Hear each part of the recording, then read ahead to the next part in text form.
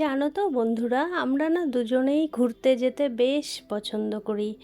So finally আবারও একটা planning করে ফেলেছিলাম 1 থেকে 2 মাস আগে।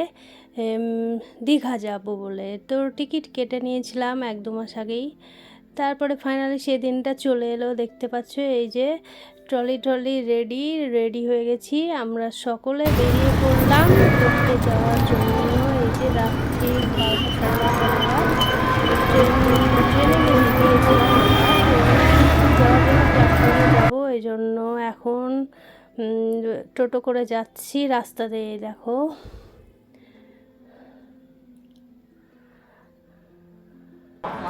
এই যে পৌঁছে গেছি স্টেশনে। এখনও আমাদের ট্রেনটা আসতে অনেকটাই লেট আছে। আমরা একটু আগেই বেরিয়ে পড়েছিলাম, স্টেশনে ওয়েট করছিলাম।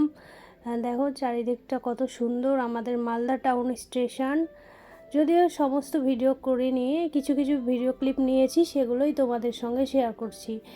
আর দেখো এই যে ভিতরে ঢুকছি, আমাদের প্ল্যাটফর্মের ভিতরে ঢুকছি।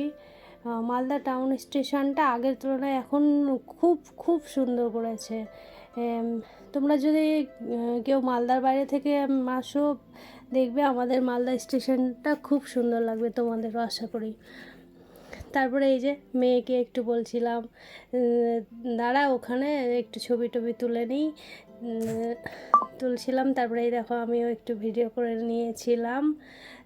সো ফাইনালি সেই দিনটা চলে এলো। দেখতে দেখতে চলে যাব আমরা দীঘা। তো অ্যানাউন্সমেন্ট করে দিয়েছিল আমাদের 3 নম্বর প্ল্যাটফর্মে, পাহাড়িয়া এক্সপ্রেসে যেহেতু আমরা গিয়েছিলাম 3 নম্বর প্ল্যাটফর্মে সেটা আসবে।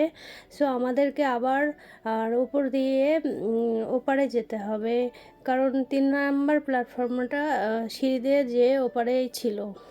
সো এই যে তার মাঝখানে দেখছিলাম স্টেশনটা, সেদিন তো 15ই আগস্ট, 12টা পার হলে 15ই আগস্ট, সেজন্য খুব সুন্দর করে সাজিয়েছিল, লাইটিং বেলুন দিয়ে খুব ভালো করে সাজিয়েছিল। এই যে তারপরে আমরা ওপারে যাওয়ার জন্য সিঁড়ি দিয়ে উঠছি, লিফটও ছিল, লিফটে যাইনি আমরা, সিঁড়ি দিয়ে গিয়েছিলাম।